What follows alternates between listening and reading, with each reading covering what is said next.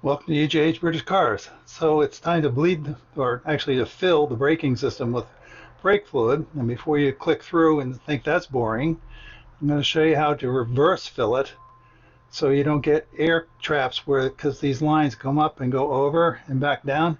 It's really easy to catch an air bubble in there. So this does not involve pumping the brake pedals at all.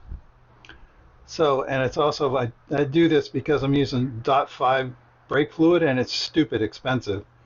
It's like 4 times the price of regular brake fluid, and that ain't cheap. So, but it doesn't absorb water and it lasts a very long time. You don't have to flush your system every couple of years. So let me show you what we're doing.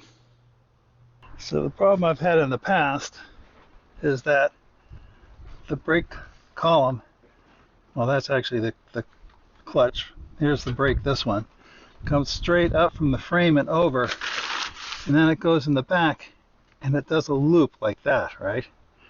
So it's really hard to flush that air out without getting a little bit back, because every time you pump the pedal it's maybe 8 inches or a foot of line, and this is 3 feet or more.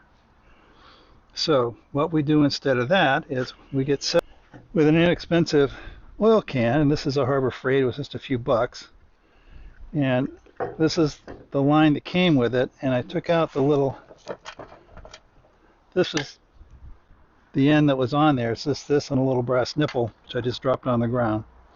And instead I put on this short piece of, I suppose it's probably PVC, but it was just some stuff. This is my Boxo Mighty Mite vacuum devices.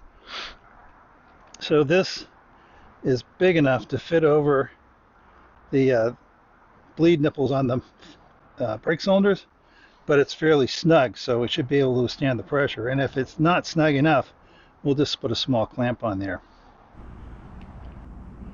So this is the brake fluid from Napa Auto Parts. What I do is pour it really slowly in here, because you do not want to get any air bubbles into the fluid. So you want to make sure you pump all the air out of the line and keep it full by holding it upwards before you put it on, because there's no point in putting air into the system. It's not so bad on the very first corner, but after that you're putting the air into the lines. I've got the wrench on the line. Pump that last little bit of air out. Put that right on the nipple.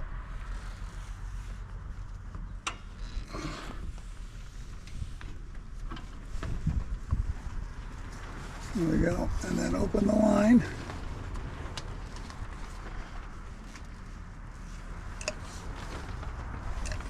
And just pumping it through. It's got very little resistance, and it doesn't take more than probably 5 or 6 pumps to fill this line from here, because this line of my hand is probably 3 times the size of the diameter of the inside of the other line. This has got 10 inches and that's got about 4 feet. So here's about 8 pumps. Let me just snug that off. This is the furthest from the master cylinder. Next we'll go to this one. Make sure you got it free. Get that little air bubble out. And it on the nipple. There we go. Open it up. And away we go.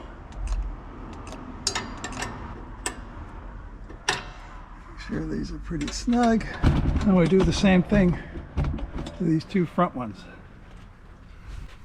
And when you've gone all the way around, and you know you've filled up all the little individual lines from the junctions out to the brakes, you go back to the furthest away. By the way, I did this left rear, right front, left front, and this is a left-hand drive car. Put that back on. Now we can just go and really just fill the system.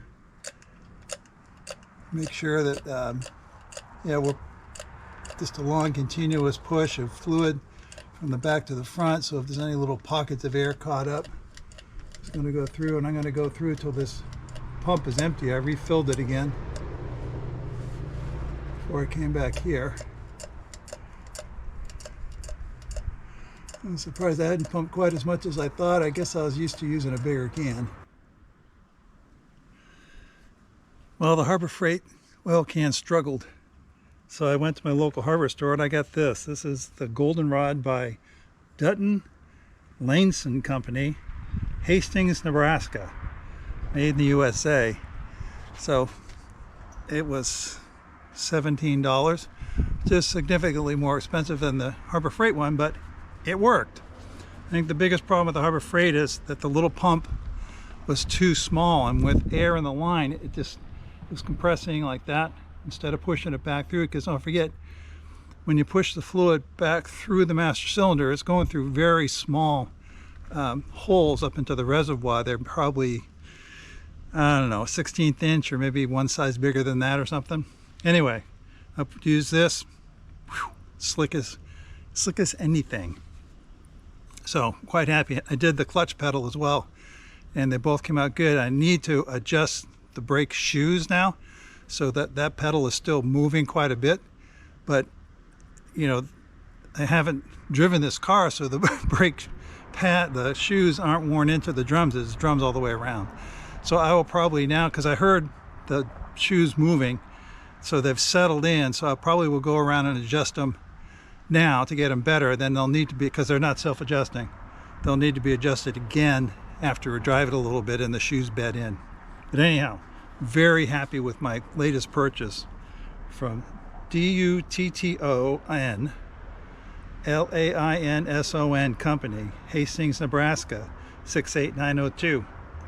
So thank you. So I'll save this one to use strictly with my .5, because you can't mix the fluids. Well, I hope you enjoyed that. I really saved the day with that Goldenrod oil can. The Harbor Freight still works. I'll keep it up to use it for Marvel Mist Oil or something like that. But you have to put a certain amount of pressure into the system to get the fluid to flow. Nothing else. You picked up 1.5 psi just from the height of the column, and it just struggled. And the other oil can from Dutton Laneson really saved the day, so I'm really happy with that. And like I say, it was, I mean, the Harbor Freight can was probably $4 or $5. It was significantly more expensive, but there again, the Harbor Freight can didn't have enough pressure to really do what I wanted, and that one did. It handled it no problems.